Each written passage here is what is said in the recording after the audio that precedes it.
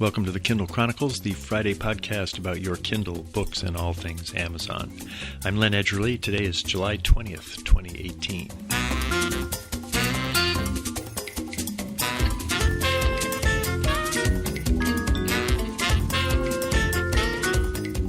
Greetings from Ocean Park, Maine on a classic summer evening with a cooling sea breeze coming in through the windows of my room here in the old cottage. This afternoon, Darlene and I had some reading time on the beach with my son-in-law Mike and his sisters Jen and Kathy. All five of us were reading e-ink Kindles, and the screens look great in direct sunlight. It's one of my favorite use cases for my Kindle Oasis, along with reading at an outdoor table at a coffee shop. My guest this week, A G Riddle, has landed on the top 100 of all Kindle books sold for the past 5 consecutive years. He got his start through Kindle Direct Publishing, and his story is an example of the life-changing opportunities that Amazon's self-publishing platform has made possible for a new generation of writers. I feel very lucky about the timing. I mean, the Kindle had just come out, and I would go home from work and read my Kindle every night. I mean, that's what, and I thought it just got to be a bunch of people like me that are doing this that I could write a story for, and that's kind of what I got to. In news, Prime Day got off to a rocky start on the 16th of July. There weren't enough servers to handle demand for the first 15 minutes or so, starting at 3 p.m. Eastern Time. Amazon scrambled mightily, and apparently the rest of the day and a half of discounts racked up another big win for the retailer. One estimate I saw was that the total sales for Prime Day were over $4 billion, up 30% from last year. I experienced the glitch firsthand because I fired up my Amazon iPhone app at exactly 3 p.m. here in Maine. This baffled Darlene because we were sitting in the Tesla at a parking lot near the main mall, and she just, why do you have to be firing it up at 3 p.m. when it's going to last a day and a half? Well, I just wanted to see what it was like at the start, and I'm glad I did, because while we were parked there, I immediately got error messages on the app and was having difficulty getting to any of the deals. Back at the cottage, which was probably an hour or so later, I had trouble setting up the Toshiba 43-inch Fire Edition TV that I'd bought. It was a Prime Day deal that I was able to pick up at Best Buy, which is very convenient. And I know I was entering the correct password to get into my Amazon account, but it just wasn't taking it. And when I called Fire TV tech support, they said the website was down and they didn't know when it was going to be fixed. Probably 5 hours later, when I tried it that evening, I was able to register the TV. This glitch rattled me a fair amount. It sort of put me off my usual Prime Day level of enthusiasm. It seemed very lame for Amazon to hype Prime Day so massively and not have enough computing power to handle the demand. I did end up buying a Roomba robot vacuum cleaner and an Amazon Basics office chair that I'm sitting in right now. I thought it was a great deal for $50, but I see that the same price of the chair is available today, so that makes the Prime Day price not seem that shiny, and that disappoints me. I'll probably get fired up again for next July for Prime Day 2019, but for now I'd say I was more than a little disappointed at the rocky start. I hope you had a better experience of Prime Day than I did. I'd be curious what deals you scored, and you can tell me your experiences in an email at podchronicles@gmail.com. Turning to tech tips, I had 2 interesting comments on my tech tip a couple of episodes ago about highlighting in a print book versus a Kindle. Bruce Kessel wrote, "Len, I'm a longtime listener, origin listener from day one, and greatly appreciate your podcast. Listening to TKC 518, I found myself agreeing with your assessment of taking notes on the Kindle or app versus writing in margins of a traditional book. There seems to be a common consensus on the link between traditional handwritten note-taking with a stylus or pen and our ability to listen, comprehend, and recall material. In other words, taking notes while you're receiving input into the brain reinforces this understanding and recall. 30-plus years ago, when I first entered university, I quickly discovered that I was not prepared with effective note-taking and listening skills. Luckily, a friend invited me to go to a how-to-study workshop facilitated by the Dean of Students. It changed my life and my college career." The biggest takeaway from the event was to never read a textbook without a pencil in your hand and the freedom to use it. I was in electrical engineering. Much of the class was effectively marking up textbooks. Radical. Recently, one of my most desired features was added when Amazon updated the Kindle app to allow multitasking on the iPad. With Kindle opened on the left half and Notability on the right, Apple Pencil in hand, I found I could take effective, searchable notes with ease at last.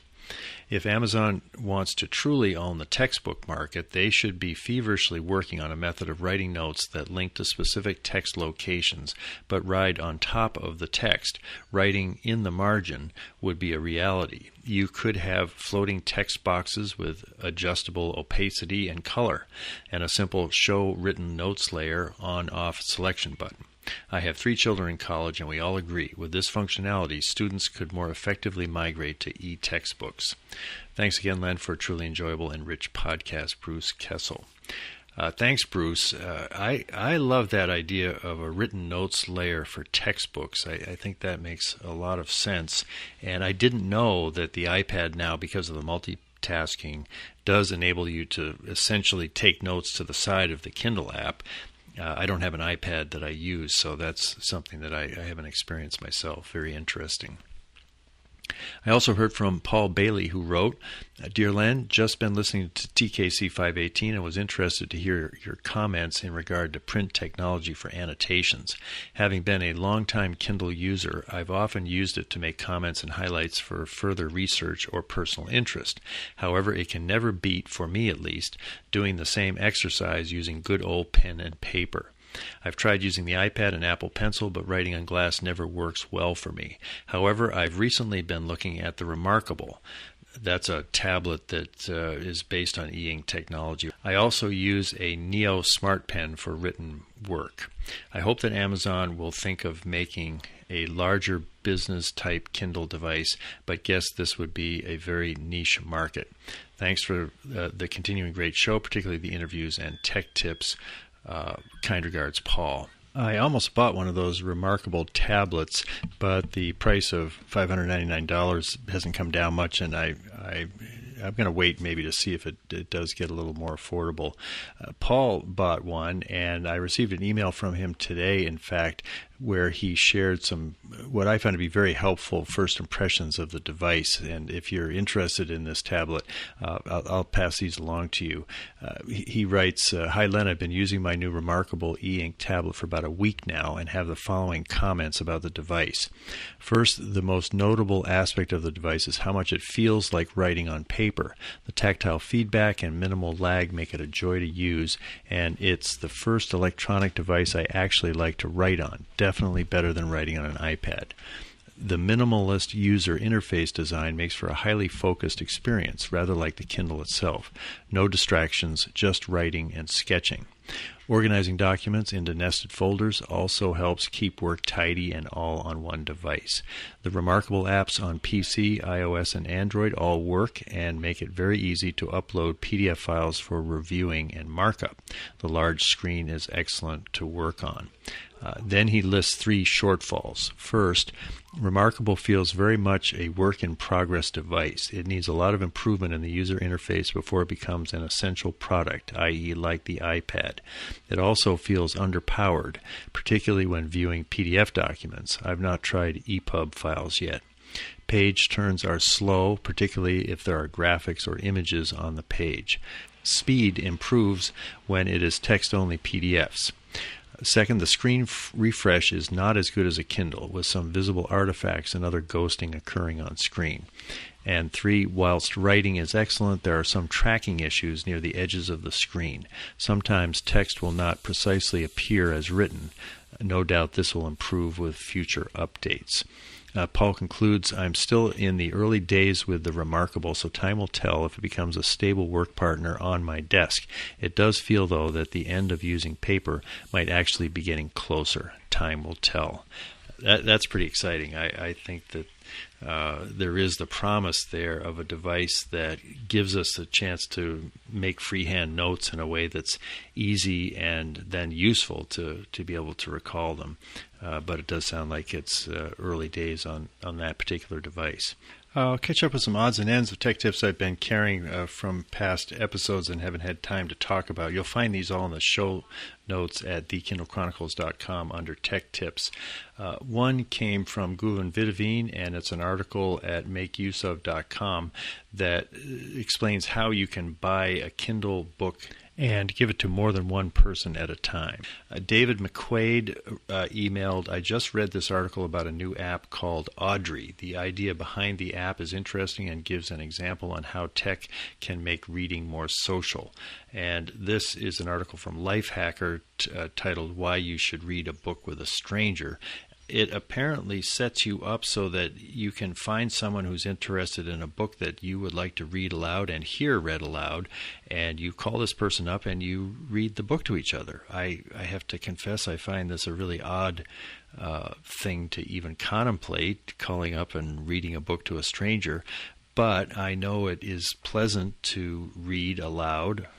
I know that from reading to my grandsons, and also to hear a book read as an audible. So this is intriguing. I think this is a wonderful innovation, and I appreciate David sending me the link to it, and you'll find that link in the show notes.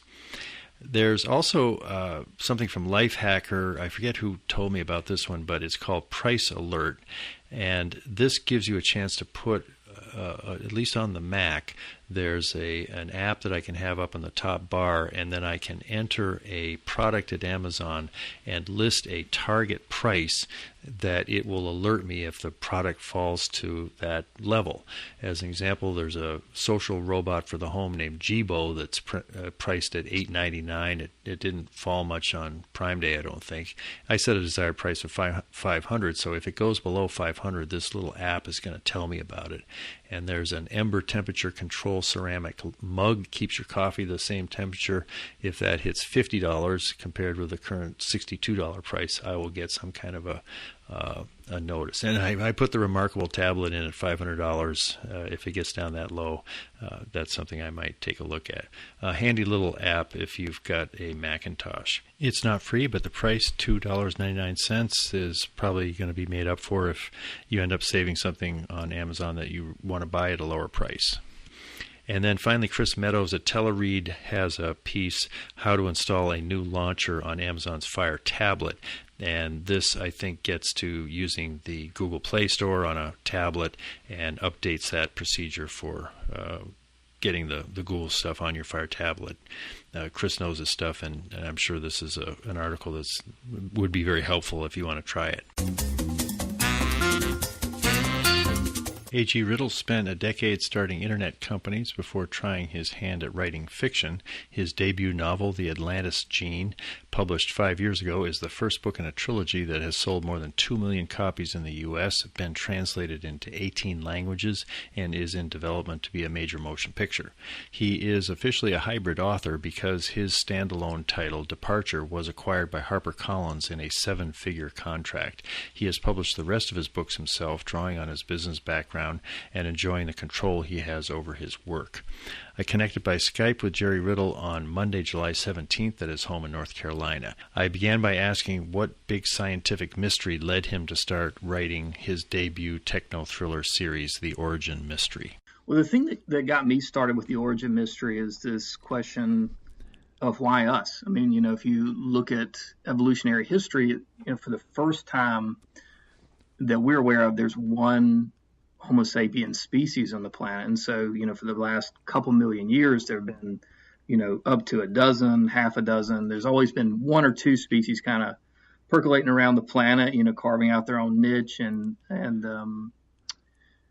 surviving and growing their population. And so, we think that about 70,000 years ago, there was this huge event where the human race almost went extinct, and probably some of these other human ancestors also went extinct at the same time. But something happened to us that made us not only survive this kind of genetic bottleneck, but we thrived afterwards. I mean, we expanded across the planet in a way that no human species ever had before. I mean, there's 7 billion of us, but there's no Neanderthals, there's no Denisovans, there's no Homo erectus.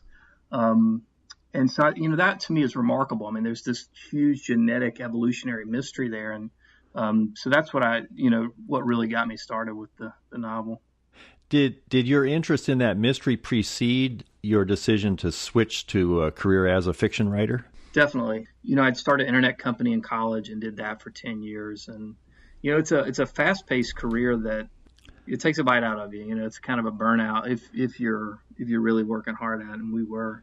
But, reading is what I loved, and, reading about evolutionary history and science, was a particular interest. And so I thought if I'm going to write, you got to write about something you're really charged up about. I mean, it's either got to be some social issue that you feel passionate about, or a character you feel passionate about. And for me, it was the science and history. I mean, I felt like my first novel, I didn't think that I would be the greatest, writer of characters or dialogue, or the greatest plotter, but I thought I could do pretty well at doing the research and present kind of this scientific mystery that some folks would hopefully enjoy. And so that's what I really started at. It started with, what do I think I can do really well? And I think that, is kind of a holdover from my business career. You kind of look at your strengths and weaknesses and, opportunities in the market, and you kind of go from there. Well, March 27th of 2013 was a big day in your life. That, as I've read, is the day that you hit publish on the Kindle Direct Publishing dashboard and sent the Atlantis gene off. Do you recall your expectations or your emotions as you clicked on that publish button, and what you thought might unfold because of that one little action of your finger? Yeah, I mean, I was pretty nervous. And I think, for me, I'd been working on that novel for 2.5 years. So, getting it out there, my wife will kill me when she hears this. It was kind of like birthing a baby. It's very painful. I mean, there's a lot of work up to it.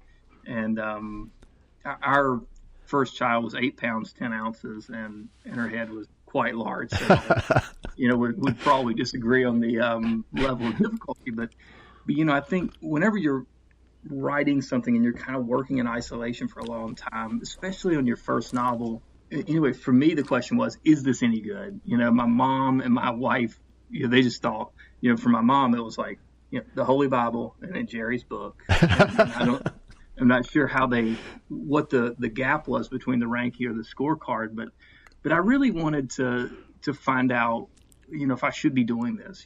I liked writing and I liked the research process, but it's sort of like you don't want to play to an empty coliseum. So I really wanted to, I was nervous to see what the market thought, but I was also really, really happy. I mean, I was proud of what I'd created. I mean, that was the best book I could write at that time, and I hope and think, my craft has evolved since then. But I am still proud of that book, and it was a lot of anticipation. I mean, just to see, is this thing going to sink to the bottom of the lake, or is it going to, float? And as it turns out, I mean, it was kind of like going over Niagara Falls in a barrel. I mean, the book just, took off, and I mean, that's a whole different set of challenges. But yeah, so I would say nervousness and anticipation. Now, in that period when you were working on the book, I think I saw a reference that you read a book about writing. What other ways did you teach yourself the craft as you were writing that first book? Do you go any workshops or any other parts of your self-tutorial? I'd probably read, 50 books on writing, over the course of the 2 years when I was writing the Atlantis gene. And I think different people learn differently. I mean, for me, it was a process of writing and then, trying to find a book. If I was writing dialogue, I'd try to find a book on dialogue, and then I would read books that I thought had good dialogue. And so after, a couple books that, I keep coming back to on writing that I think are really good. And then once the Atlantis gene came out, and the book became really popular, I hired a professional editor. My mom had edited the book and I had done the cover. I mean, it was kind of a homemade production. I mean, I thought the cover was pretty good, but the professional cover is a lot better. We're using the cover from my UK publisher now, which is really good. But I hired an editor and I learned a lot from him. I mean, I think your process as a writer is both internal and external. I mean, you sort of look inside yourself at, what you need to work on. And some people like to go back and kind of work in their own cave. And some folks like the workshops. I've never done them. And then, the editor can tell you a lot. And then I learned a ton from readers. I mean, one one of the reasons I self-published is that I really wanted to find out if I should be doing this, and I wanted to find out if there was an audience for my work. And if you send your manuscript off to New York or an agent, you kind of get one set of answers, and I think if you self-publish, you get, for better or worse, thousands of answers. The Atlantis Gene has over 15,000 reviews, and I'll say in the first few months of that book, I probably learned in the first couple of months after it's released the most I have about writing in my entire career. I learned a lot about my own strengths and weaknesses, what the problems with the book were. Hired the editor, we did a huge rewrite of the book and, fixed a lot of issues. And at the same time, I was writing my second book. So it was like drinking out of a fire hose that summer. it was pretty extraordinary. But I do think that's one of the great things about self-publishing is that, you can put your book out there at a good price. You can find an audience and you can learn from it, for better or worse. And, certainly with New York publishers, you get access to people with a lot of deep knowledge about the market and some great editors. But I also think there's a lot of great freelance editors out there too. Do you recall one or two of you said there were some writing books you kept referring back to. What were some of the titles, a couple of the titles that you recall from that period? Stephen King's book on writing, I think, is really good. And it's not only, some practical writing advice. I think there's some things that can keep you sane as a writer, because it's not a hard physical, it can be a hard physical job, but psychologically, I think if you're coming out of the setting where you work in an office or, even work in retail with customers, putting something that you love and have spent so much time creating out there for the world to criticize, I think is a psychological adjustment for anybody. And so I think his book is really good. And then there's one called Self-Editing for Fiction Writers, which is pretty good. I think everyone publishing today should hire the best editor they can afford. But I also think doing a self-edit, and there's some great tips in that book. How did you find your editor? So I looked at some books that I thought were pretty good in my market and then emailed the authors to say, who did you use? And so Wool by Hugh Howey was a book that was really popular, and so I hired his editor, David Gatewood. What do you think is the tougher challenge, creating an internet web-based startup company or writing a book? That's a really tough question. I think they're both very challenging in different ways. It's sort of like, is it swimming a mile or running 10 miles? What's harder? And I think it depends on the person. For me, I'll say that, I enjoy writing more than I did the internet, startups. But I think that, with writing, you have to have a lot of discipline. And I think if you're working in a startup, you got other people around you, you've got deadlines and all these things that kind of keep you in line. With writing, it's kind of a free swim type thing, to continue the analogy. You sort of answer to yourself and to readers to some extent, but you got to be really focused. And I think you've got to know what you want out of writing to be happy. And I think if that's, earning a living from it, or, being fulfilled by, the content that you're putting out, those sort of things are important. They drive all your decisions. And so with the internet startup stuff, the metrics were a lot easier.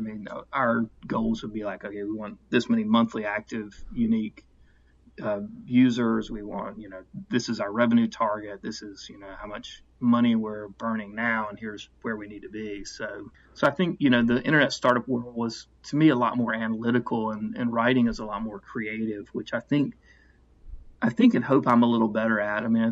The aspects of internet startups that I really enjoyed were, creating the product and, the beta phases and hearing from users and iterating. And I lost a lot of interest after that, which I think is not good from a business standpoint, because, once you launch the business, you really need to follow through and grow it and all those things that I was generally less interested in. But, but writing certainly has its own unique set of challenges. Well, I can see that the creation of a book might fit better your rhythms of creativity, because when you finish the book, you're kind of done with it, and then it's on to the next book. You don't have to keep tending a book the way you would a business that you had created. exactly. And I mean, that's what kind of got me back to it. I mean, I looked at my life and I was like, what, why am I not happier and more successful? And I think it came down to, I love the creative process, but I hated running a business. And so I started looking around for what sort of career can I get into where, it's more creative and I don't have as much business responsibility, and writing was kind of a natural fit. I mean, the timing was, I feel very lucky about the timing. I mean, the Kindle had just, come out, and I would go home from work and read my Kindle every night. I mean, and I thought it just got to be a bunch of people like me that are doing this that I could write a story for, and that's kind of what I got to. Now, the success has been wonderful. Over 3 million books sold. One thing I hadn't realized before is that you have been on the Kindle 100 bestseller list for the last 5 years in a row. So it's been a steady connection with the audience. How much have you spent on marketing? It's been a good bit. I don't know the number. My wife, before our daughter was born, she used to handle the marketing for me, and now she's kind of turned it back over to me. So I'm sort of coming full circle. I'm back in business in a sense, but this is what kids will do for you. But wouldn't trade it for the world. But I've hired a marketing intern to help me. But it's been a good bit. I mean, I think that when the Atlantis Gene first came out in 2013, we weren't spending a lot on marketing, and I think a lot of that was word of mouth. And I think in terms of the market's evolution, it's changed dramatically. I mean, in 2013, I had what I still think is a pretty good book at a very good price, and especially in the techno thriller realm and the realm of Dan Brown and Michael Crichton style books, there wasn't a ton of selection that was good price,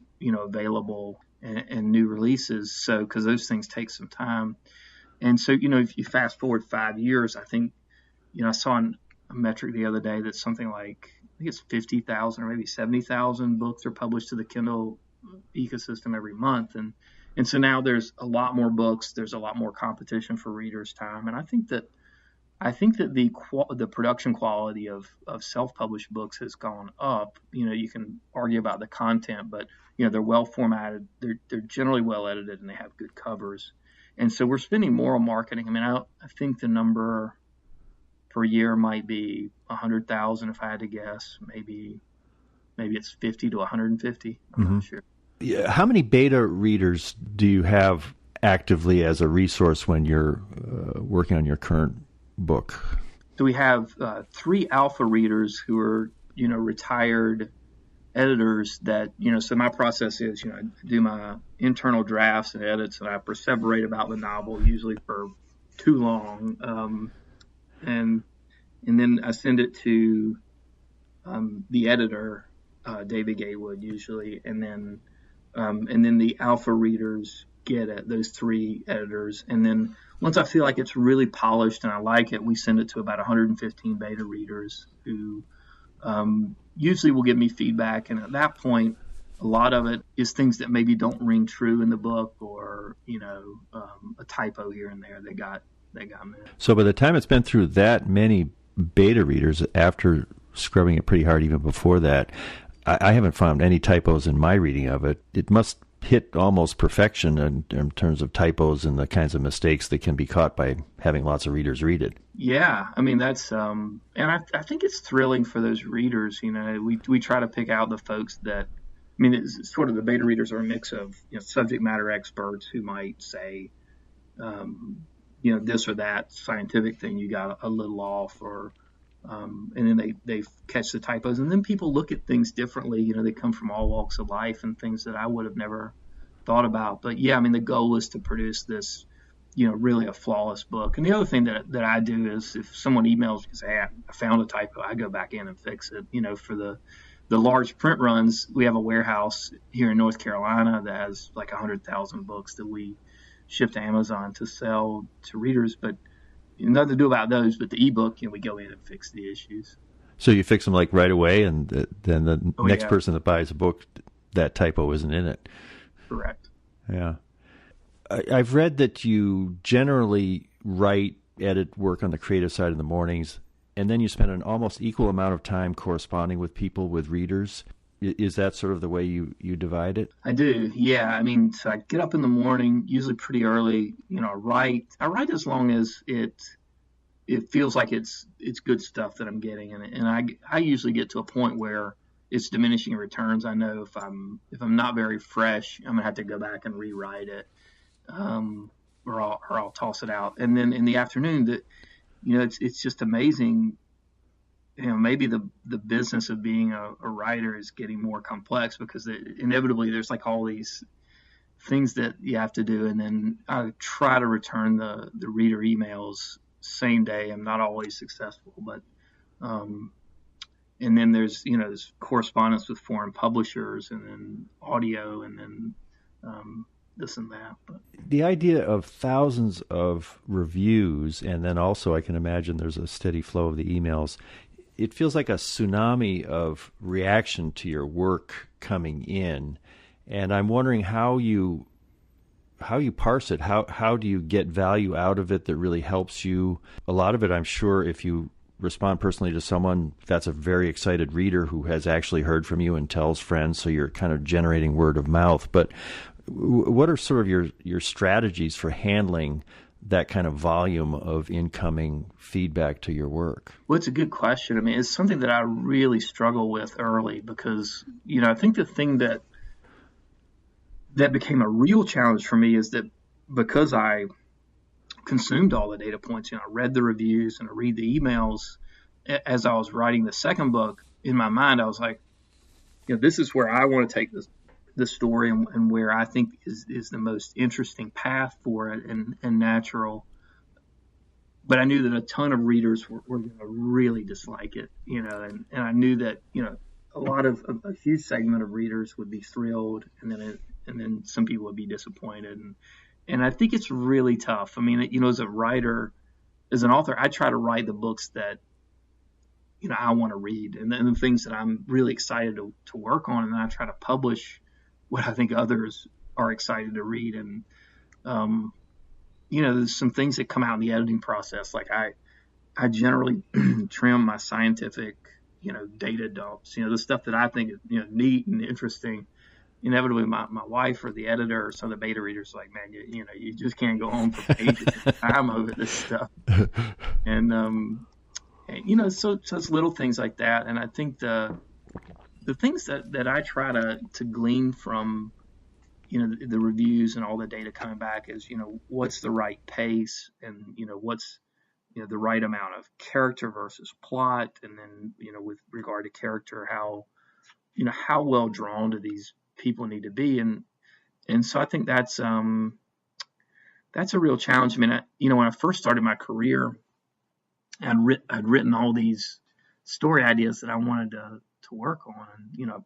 Atlantis is what I inevitably settled on. And I wondered about all these authors who kind of write the same type of novel over and over again. I was like, how do they do it? And, stay engaged. But, one of the things you learn in the market is that, brands are built and readers, kind of come to expect the same sort of thing each time out. And it becomes, I think the most stressful thing becomes this idea of disappointing some readers, but also needing to push the envelope a little and finding that balance. Let's talk a little about the Extinction files. The first was Pandemic in April of last year, and then you came out with Genome in October. That's a whole different story than the origin mystery. What's going on in those two books? Yeah, so in the origin mystery, it was very much sort of a Dan Brown, Michael Crichton style global thriller in which we see the lead up to this, the Atlantis plague, this global pandemic, and then in the Atlantis plague we see the aftermath of this pandemic. And so I really wanted to write this story about the origin of a pandemic, as sort of like the first, day one, when they first see the first cases and how it amplifies around the world and spreads. And I really wanted to go inside and think, what would it be like to be a CDC investigator trying to stop a global outbreak? And CDC, what's that? That's Centers for Disease Control. They're down in Atlanta, and then there's the WHO, the World Health Organization, that sometimes gets involved in these global outbreaks. I mean, the CDC, the CDC is doing a lot of incredible work that's behind the headlines. I mean, the thing that the thing about outbreaks is if they stop it, they really don't want to talk about it. You don't want to hear about this near miss of these people that were infected with an Ebola-like pathogen that almost got on a plane and came to New York. And so these are they're very much unsung heroes. And then when an outbreak does happen, these people are kind of buried under the headlines. People want to know, where is it? How deadly is it? Is it coming to my hometown? And so I think, it was really neat for me to do the research and go inside that. So Pandemic is about this global outbreak that the CDC investigates, and they come to believe that it's part of some global experiment, that this is some man-made pandemic for some reason. And so it, it has less, I think, science fiction elements and is more sort of a, techno thriller type story with, well, I won't do any spoilers, but, it's very different from Atlantis in that way. But that was, really interesting for me to write. And I think readers have enjoyed it too. And then Genome continues the story that gets started in Pandemic? Correct. Yeah. Genome concludes the story. Oh, okay. So there's not a third one coming from that series. Yeah, no plans for a third one. Pandemic turned out to be a longer book. I mean, the original manuscript that I wrote was about 200,000 words, and then I think the published version is about 182. And then Genome, I think, is maybe 120,000 words. And, I was really happy with the ending of Genome. I mean, I got towards the end and I thought, I have enough for maybe a third of a third and final book, or I can kind of put it into this second book and conclude the story, which I thought was the right thing to do. But I didn't really want to, it's like I didn't have a better idea than the ending of the second book. So it's like, for me, the threshold for reopening the series and going to a third book is, how much better is it than the second book, and how much better is this story than the ending of the second book? And I didn't really feel like that was there. Your standalone novel, Departure, published in 2015, what's the story there? And then I want to talk about the HarperCollins picking that up for some worldwide distribution, which gave you a chance to try out traditional publishing. Yeah, so, I'd just finished the Atlantis trilogy, and I'd written, the Atlantis trilogy really was a lot of effort. I mean, I'd really planned out the story and, plotted the entire thing kind of before I began. And some things had changed as I wrote the story, but I was really sort of itching to write something that was a little more simple, as a standalone book that I could really, in a sense, be more focused on the story and less about the plot, more about the characters. And so, Departure is about this plane that takes off in New York in the present day and crash lands in England in the future. And it's about these characters trying to figure out, why did our plane crash? Where are we, and how do we get home? And I think it's a little more character driven than Atlantis. And I really wasn't sure what readers would think about it. I mean, my wife and I spent 4 months in Europe after I'd finished the book, and I met with my foreign publishers in Frankfurt at the Frankfurt Book Fair,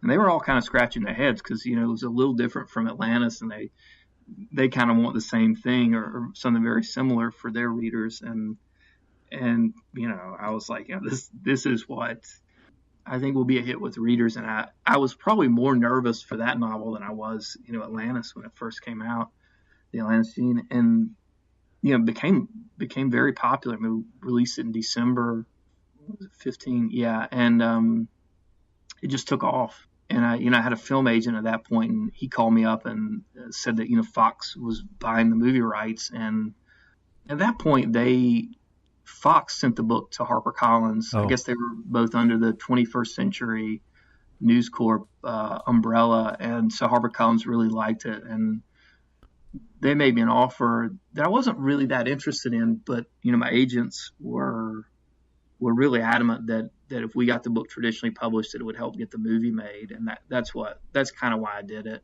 It was a really cool experience. Something I never really, when I first started writing, or even when I wrote Departure, wasn't really on my radar.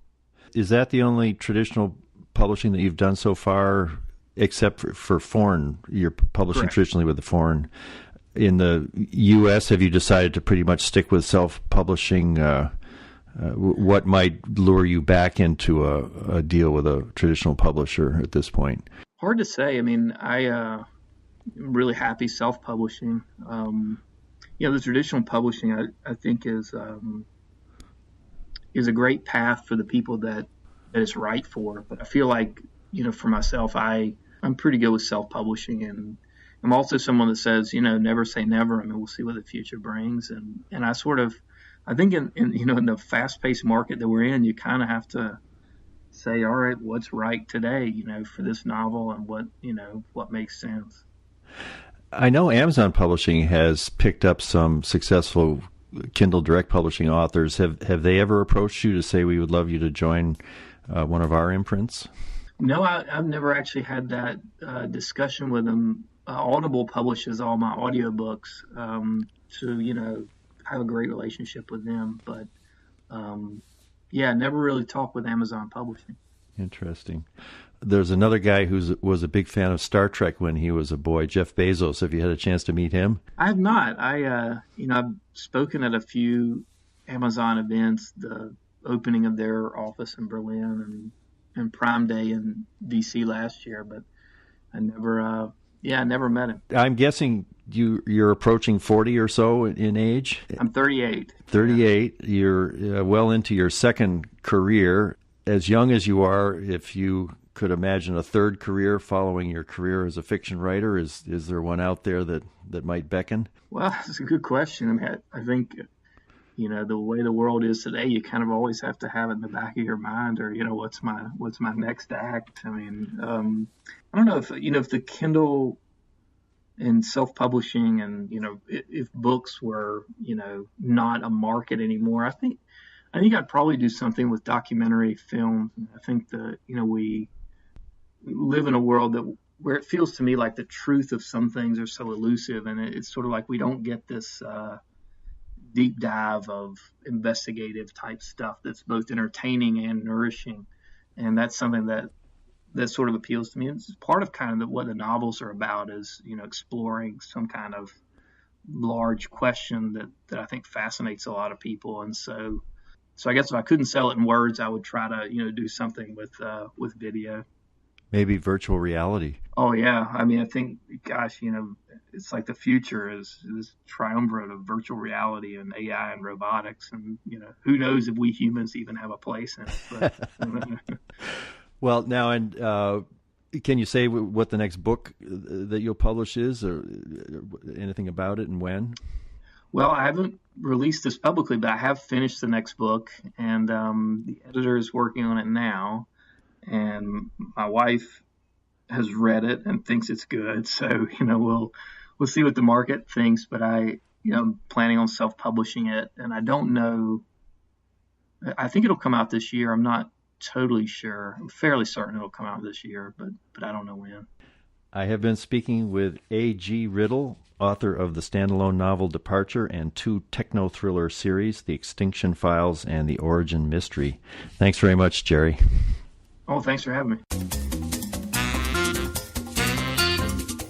That's it for this week. Next week, I will note the 10th anniversary of the first episode of the Kindle Chronicles, which I recorded at this very desk looking out at the ocean. I plan to look back on what we've talked about here for the past decade, including excerpts from my conversations with Jeff Bezos, among others. If you'd like to contribute an audio comment, please feel free to call my Google Voice number, which is 617-807-0205. If you'd like to describe how the Kindle has changed the way you read, a book that made a big impact on you, and or what you'd like to see improved about the Kindle platform, that's one idea, or anything else you'd like to say in a minute or two. This is going to be sort of an online party, and I am looking forward to it. I'm also finishing up my work with Flight New Media, and I think I'm going to have a Facebook ad initiative to try to spread the word about the Kindle Chronicles to new readers, and possibly have a sweepstakes where I'm going to be giving away a couple of paperweights. So I'll have the details of that in next week's episode. This is Len Edgerly for the Kindle Chronicles from Ocean Park, Maine. I really appreciate your taking the time to listen to my show, and I have for all these years. Have a great day. Bye.